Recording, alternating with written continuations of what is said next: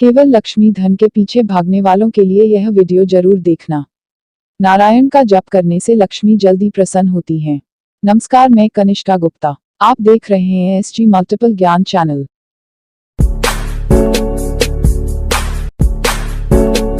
एक बार भगवान नारायण लक्ष्मी जी से बोले, लोगों में भक्ति कितनी बढ़ गई है, सब नारायण नारायण करते हैं।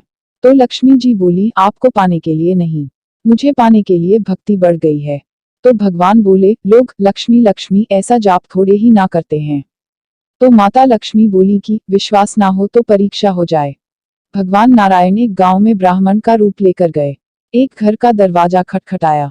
घर के यजमान ने दरवाजा खोलकर पूछा, कहाँ के है? तो भगवान बोले, हम तुम्हारे नगर में भगवान का कथा कीर्तन करना चाहते हैं। यजमान बोला, ठीक है महाराज, जब तक कथा होगी आप मेरे घर में ही रहना। गांव के कुछ लोग इकट्ठा हो गए और सब तैयारी कर दी। पहले दिन कुछ लोग आए।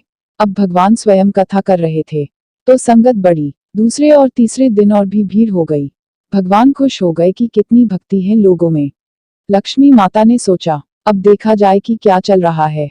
लक्ष्मी माता ने बूढ़ी माता का रूप लिया और उस नगर में पहुंची। एक महिला ताला बंद करके कथा में जा रही थी कि माताजी उसके द्वार पर पहुंची और बोली, बेटी जरा पानी पिला दे। वो महिला बोली, माताजी 3:30 बजे हैं, मेरे को प्रवचन में जाना है।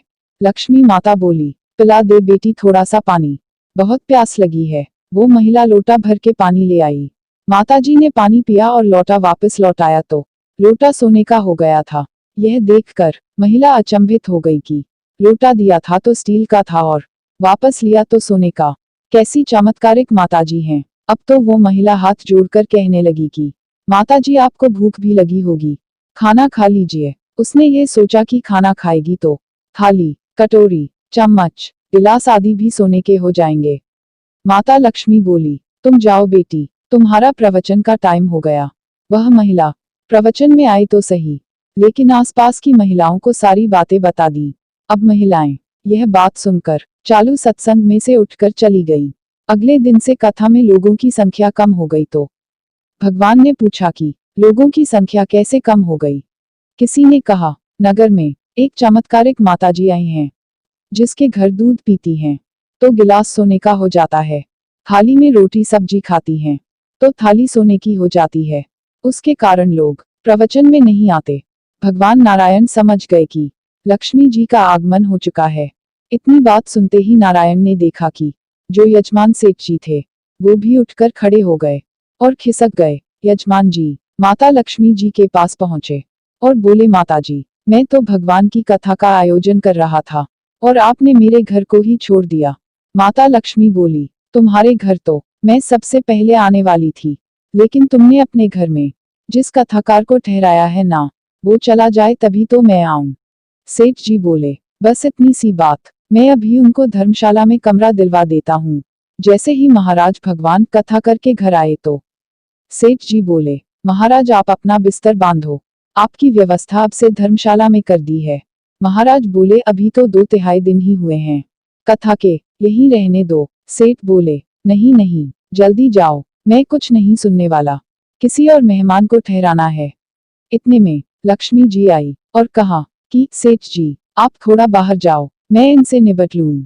माता लक्ष्मी जी भगवान से बोली, प्रभु उद्धरण चिन्ह, अब तो मान गए। भगवान नारायण बोले, हाँ लक्ष्मी, तुम्हारा प्रभाव तो है, लेकिन एक बात तुमको भी माननी पड़ेगी कि तुम तब आई जब संत के रूप में मैं यहाँ आया। संत जहाँ कथा करेंगे वहाँ तुम्हारा निवास जरूर होगा। यह कहकर नारायण भगवान ने वहां से बैकुंठ के लिए विदाई ली। अब प्रभु के जाने के बाद अगले दिन सेठ के घर सभी गांव वालों की भीड़ हो गई। सभी चाहते थे कि यह माता सभी के घरों में बारी बारी से आए, पर यह क्या, लक्ष्मी माता ने सेठ और बाकी सभी गांव वालों को कहा कि अब मैं भी जा रही हूँ। सभी कहने लगे कि माता ऐसा क्यों, क्या हमसे कोई भूल हुई है? माता ने कहा, मैं वहीं रहती हूँ जहाँ नारायण का वास होता है। आपने नारायण को तो निकाल दिया, फिर मैं यहाँ कैसे रह सकती हूँ? और वे चली गई।